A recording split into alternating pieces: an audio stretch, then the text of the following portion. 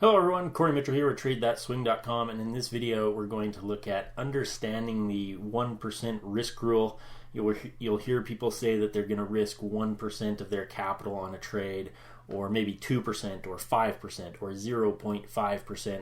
So we're going to look at what that means, how to calculate it, how to actually get that risk calibrated with your position size, and then we'll also look at where you should fit yourself in terms of how much you want to risk per trade. Do you want to be a 1% trader, 0.5% trader, 2% trader, etc.?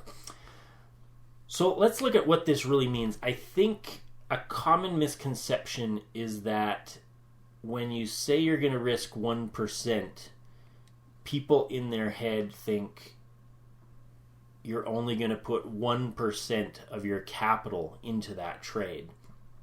But that's not the case, because we can put a stop loss that limits our risk. If you were to put 1% of your capital into a trade and say, I'm risking 1%, that means that you'd effectively be willing to let that stock or asset go to zero or completely annihilate that 1% that you put in. Let's just keep it really simple. You have $100 and you put $1 into a stock. Are you really risking that whole dollar? Because if it fell 10%, would you still hold on to it? If it fell 20%, would you still hold on to it? If it fell 50%, maybe that's your breaking point, and you say, well, I'd never hold a stock more than after it dropped 50%. So really, you're not risking that whole 1%. You're actually risking maybe a fraction of it, because you would have some exit point before the stock hit zero, hopefully. So that could be some other strategy, but that is not what we're doing here. We are saying we are going to take a trade, we are going to set a limit on it. We're going to put a stop loss that says, if it hits this point, I'm going to get out. And then we need to find out, using that limit and our account equity, how do we make that 1%? So you're going to take whatever your account equity is, and this is basically how much you're willing to lose on a single trade. So as your account equity changes, so will the amount that you can risk or potentially lose. As your account increases, if you keep risking 1%, your losses could theoretically get bigger. At a $10,000 account, if you risk 1%, you're risking $100 per trade. And then if your account grows to $20,000, you're now risking $200. Now, if we just talk about risk, that might seem bad.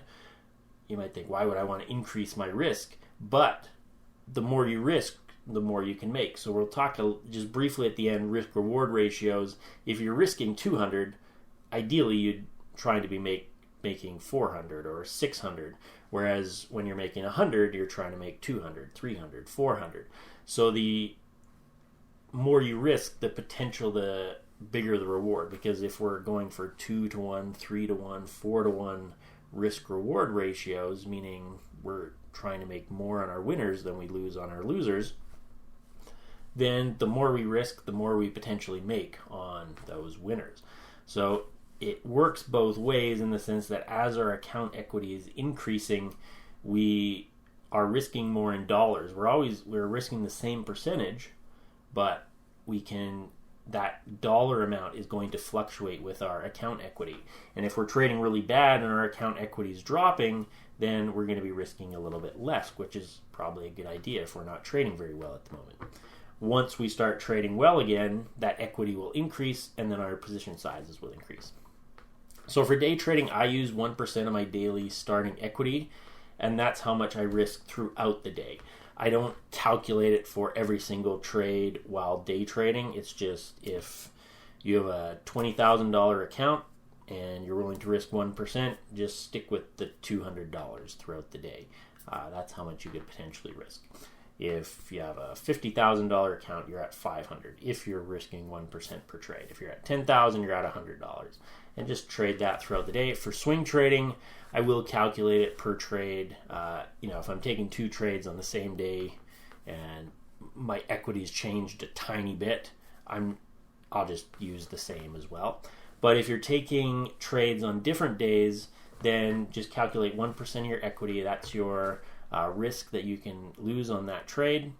And then each day trading day, I'll recalculate my 1% and use that for each day. Just because with day trading, you could potentially have a big day where your account equity went up quite a bit the prior day. And so now your position sizes could be bigger, which means, you know, we risk more, but then also potentially make more the following day. So we'd want to update that. So let's get to an example. Assume your account equity is $10,560. It could be any number you want to put in there, $100,000, $1 million, $500, $100, it doesn't matter. And it also doesn't really matter if you're going to trade stocks, Forex, futures. The process is the same. I'll give a Forex example. There is one extra little step, but we're really just looking at what I call account risk and our stop loss. And that's really the main things that you need to figure this out. So 1% of the account is $105.60. So you could think of, since you're using 1%, you could just divide 10,000 by 100, or you can multiply it by 0.01. So that's going to give us $105 approximately, rounded off to 105, 106, whichever you like. And that's how much you can lose per trade. We're going to call that our account risk, because we haven't even really got to the trade yet. We're just saying, of the account that we have, if we risk 1%, this is how much we're willing to lose. Next, you need to determine how much capital you're going to put in the trade based on the account risk and your stop loss. So the size of the stop loss is the difference between your entry price and your stop loss price. If you do not have a stop loss price in mind because you think every trade of yours is going to work out, you're wrong. Every trade you take will not work out. You will have losing trades. So you want to, for this method, you need to have a stop loss price in mind. Otherwise, it's going to be very hard to get the right position size if you just don't really know where you're going to get out, because then your risk is theoretically unlimited. If you're just not really thinking about an exact price you're going to get out, then yeah, that could be a problem. That tends to lead to those other problems of letting losses get really big, because there's no parameter of where we're going to exit this trade. So have a stop loss, and we're going to need it for if you want to calculate how to stay within 1% of your capital, or risking 1% of your capital, or 2%, whatever you've chosen. So assume you enter a stock at 125.35 and you place a stop loss at 119.90. And again, these numbers could be anything based on your strategy. Maybe you're put this stop loss below a swing low or something like that, and this entry point was based on a price pattern or a moving average crossover or whatever it is. However you come up with the strategy and the stop loss, that's part of the strategy, your entry points and your stop losses. So the stop loss size is 545. So that's the difference between where you enter and where you exit. So this means if your stop loss is hit, you're going to lose 545 for every share that you own. So that's our next step. So in the prior step, we had account risk. That's just 1% of our account. Now we know our stop loss size, and then we need to combine them together. And this is what's going to allow us to take a position that gives us our 1% risk that we wanted, or 2%, or whatever. So you are allowed to lose 105.60. So divide that by 545. So you're basically dividing your account risk by your stop loss size. That tells you can buy 19.37 shares, or we're going to have to round it down a little bit or round it up. You're either going to be buying 19 shares or 20 shares. 19 shares is going to cost $125.35. That was our entry point. So that's only $2,000. Our account had $10,500 in it. So this is much more than 1% of a $10,000 account. We're putting about a quarter of our capital into this trade, but it's only risking 1% of our account. If our stop loss if our stop loss was smaller, we could be putting all our capital into this single trade, but we're still only risking 1%. If the stop loss is really small, you could even potentially use leverage, and you could still be within 1% of, or only risking 1% of the account. Because even though you're putting all that capital in, you're saying as soon as the amount that I've put in, so even if you put in 10,000 into this trade, if you said as soon as it drops and I've lost, the $105 I'm allowed to lose, I'm just going to get out, you can do that. But for this trade where we've said our stop loss is $5 away, this is the correct position size. 19 shares and purchasing about $2,400-ish worth of stock. Now, if you wanted to risk a different amount, say 2%, then you'd put 0.2 in here, and then you'd be able to risk up to $210. If you said 3%, you'd put 3 in here, and you'd be willing to risk up to $315. So it's really calibrated. You just decide, do I want to risk 1%, 2%, 0.5%? You plug it in. That gives you your account risk. Then for each trade, you say, where am I getting in? Where am I getting out? That gives you your position size using the formula right here. So let's look at a Forex example. Let's say you only want to risk 0.5% of a trade, and you have a $35,000 account. You would multiply 0.005 times 35,000. That gives you $175. That's how much you could lose on a trade or your account risk. And you're also going to need to know your pip value anytime you're trading Forex. So the pip value of the Forex pair you're trading. And that's because we need this little extra step because currencies trade at different values.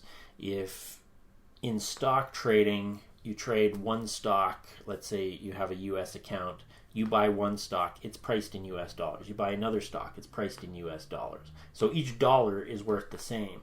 But when you trade currencies, if you have a US dollar account and you buy a euro pair or a Australian dollar pair, now you're dealing with something of different value because a currency in a different country is not valued the same as a currency in the US or Australia. Each currency has its own value. So we need to figure that value out. And I will post an article on how to calculate it below the video, but I do recommend just Googling or using your search engine to look up pip value calculator and just getting the pip value of whatever currency pair you're trading. So if you're trading the Euro USD, get the pip value. If you're trading the Australian dollar or the Euro Australian dollar, type that in, get the pip value. So let's say you buy the Euro USD at 105.50 and you have a stop loss at 105. So your stop loss is 50 pips and the pip value is $10 per standard lot. This would be how much a standard lot is worth if you have a US dollar account. Anytime you're trading a currency pair that has the second currency in the pair, so the USD in this case, is the same as your account currency, so you opened your account and you deposited US dollars into that account, then your standard lot is going to be 10 of whatever that currency is. If you have an Australian dollar account and you're trading the Euro odd, it's 10 Australian dollars is your standard lot. But anytime it's different. So even if you have a US dollar account and you're trading the USD CAD, now CAD is listed second in the pair, you're going to have to look up the pip value because it's not going to be 10. I mean, possibly randomly one day it could be, but it's almost never going to be 10. It's going to be something else. So in this case, we do know the standard lot is $10, meaning every pip movement on a standard lot, which is $100,000 or $100,000 worth of currency, is going to be worth $10. So then we just use our position sizing formula. Our account risk is 125.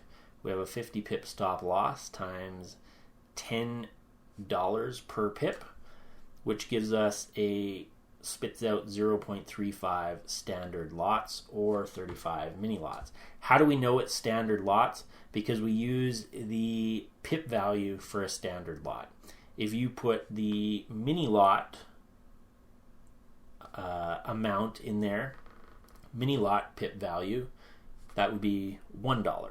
So if you put $1 in there, then you'd end up with getting 35. If you put the micro lot pip value in there, then it would spit out micro lots. So whatever pip value you put in here, whether it's a standard lot calculation, a micro or mini, that's what it's going to spit out. What you risk is up to you. 0.5% to 2% is quite common. I would recommend when people are starting out that they actually start really low, like 0.1%.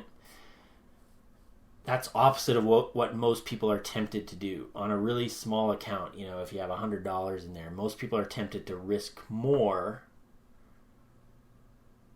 because they want that account to grow. So they have $100 in there and they risk $5 or $10 of that on every trade. Well, that may work out for a little while, but if you hit a bad stretch, your account's going to be gone. It's actually much better to learn the ropes, put that small account to work and just risk a really small amount, like 0.1%, 0.2%, 0.3%. That way, if you have a bad stretch, you're not going to lose much. Yeah, you're not going to make much, but as you get better, and you start to show consistency, that's when you start moving up to the 1% or maybe 2%. And then that account's going to grow, and that's going to allow you to increase your dollar profits, right? Because as you get, if you have a $100 account and you're risking 1% of it to make 2%, you make $2. It might not seem like a whole lot of money, but it's going to grow as that account gets up to 200, 300, 400. You're risking 1% of it. Your gains are starting to get a little bit bigger, and that's how you're going to grow. And then as you show consistency, maybe you can add more money to that account just on your own by depositing a bit more because you've shown that you can be profitable. So I'd recommend starting low and then kind of working your way up to 1 or 2% as you show consistency. On really large accounts, people tend to risk a little bit less. So you don't see too many people with multi-million-dollar accounts risking 2% per trade, maybe 1%, often 0.5%. It becomes, if you go back to some of those examples, if you have a really small stop loss, especially like day trading, it becomes really hard to deploy huge amounts of capital risking 1%. So as a kind of default, a lot of people just risk a little bit less, and then the numbers also just get bigger. And but totally up to you. If your account grows and you want to keep risking 1%, by all means you can do that. But just as people often will, with bigger accounts, lean more toward this other side, like 0.5% or maybe up to 1%, but you don't see too many in the 2%, 3%.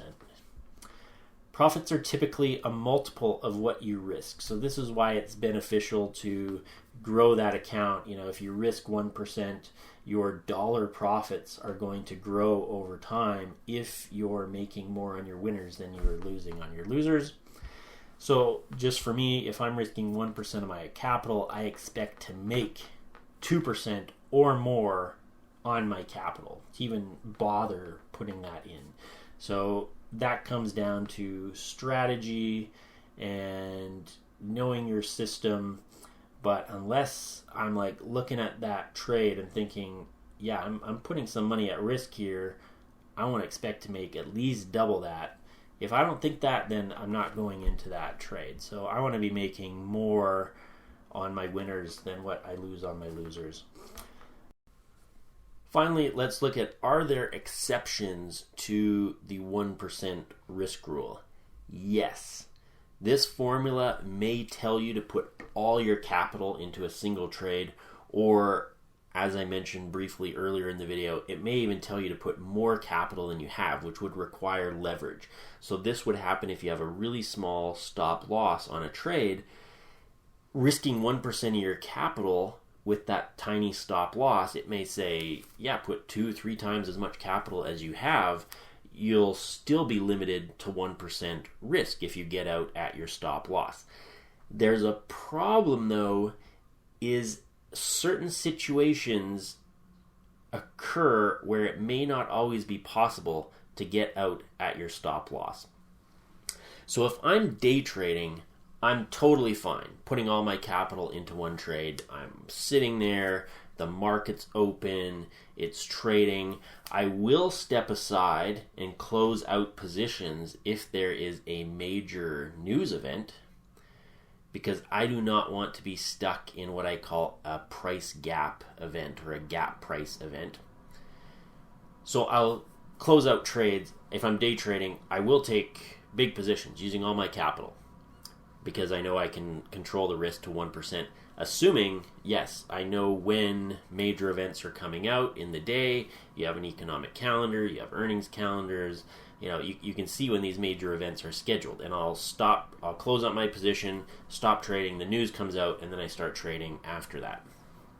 So you may be comfortable with that, you may not be.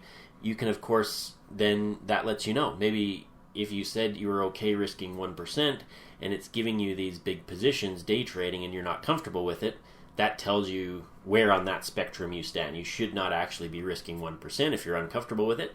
Drop it down to 0.5%, 0.2%, whatever you need. More related to swing trading, I do not hold trades. I will not put all my capital into a swing trade if there's these gap events. Now in the stock market, the market closing for the night is a gap event, because the price could open at a totally different price the next day. If that company comes out and says something overnight, or big news is released overnight, or a war breaks out or something, that price the next day could be very different. So as soon as you have a weekend in Forex or a daily closure in a stock price, then I am not willing to have all my capital in that trade, simply because we could get a very different price on the next day. So in that case, spread capital out over several trades. I don't hold trades through earnings, stock trades. If it's a Forex trade and there's a big economic number coming out, if my stop loss is a long way away, I'll probably keep that trade open. If my stop loss is extremely close to the current price when that news announcement's coming out, I'll just close it before. Because what could happen is that economic event could potentially be a gap event, in where the price very quickly moves to a different price and it moves through my stop loss level, and I get out at a price way beyond what I was expecting. That's called slippage, and instead of only losing 1% of my account, I end up losing more. So just be aware of these things. This is a formula. It works in quite a few circumstances, but you want to consider your overall risk and kind of maybe put it through a bit of a logic filter first. Should we put all our money into a single stock that we're holding overnight and through earnings events and stuff? No, I would not do that. That is, you're potentially facing catastrophe if they come out with a bad earnings announcement. You thought you were only going to risk 1%, but you put all your capital into this trade. They come out with a bad earnings event and the stock drops 50% overnight. You just lost 50% of your capital, not 1%. So just be aware of those things. Put it through a bit of a logic filter and say, if something were to happen, am I okay with this? And that'll let you kind of know where your position size is and what your personal risk tolerance is. I don't use this for investing either. Investing, I view it as more of a bit of a dynamic process, because I'm looking at how the company is doing and its long-term results. And so I'm not maybe putting a fixed stop loss on it per se. I do have an idea of, like, you know, if this company doesn't start doing well or it drops more than I expect it to, I'm going to get out. But I'm not putting a fixed stop loss on it. I also do a lot of passive investing, which just means I'm buying certain ETFs, taking advantage of the long-term upward bias in the market. And I am just buying those every month. I'm not putting a stop loss on it or anything. So in that case, it's not really going to work for investing. This is more of a trading approach to position sizing. And yeah, just be aware of some of these other things related to day trading, swing trading, and whether you potentially have these gap events, either close out trades before those gap events, or consider spreading out capital over more trades as opposed to just piling all your capital and potentially more using leverage. And just be aware that if you use leverage, you do have the possibility that you could lose more than what you have in your account. So there is that risk. So just be aware, it's just a formula that we talked about here. So it's up to you to think about that formula and how you are going to implement it. If you like this kind of information, hit the like button below the video and also subscribe to get future videos like this. Happy trading.